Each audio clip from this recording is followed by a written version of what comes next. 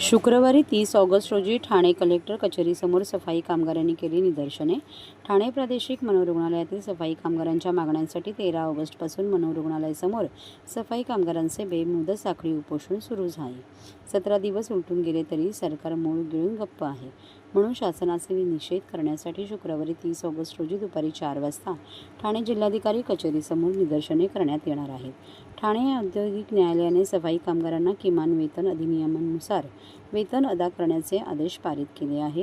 कामगार उपआयुक्त कार्यालयाकडून रुग्णालय प्रशासनाला लेखी कळवले आहे की ठेकेदार वेळेवर वेतन अदा करत नसेल किंवा कमी वेतन अदा केले असेल तर मूळ मालकांनी कामगारांना वेळेत वेतन अदा करणे कायद्याने बंधनकारक आहे.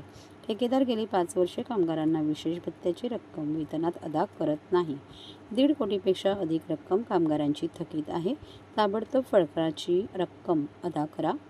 पगार पावती द्या. PF आणि ESICच्या योग्य रक्कम वेळेत कामगारांच्या संबंधित खात्यात भरा.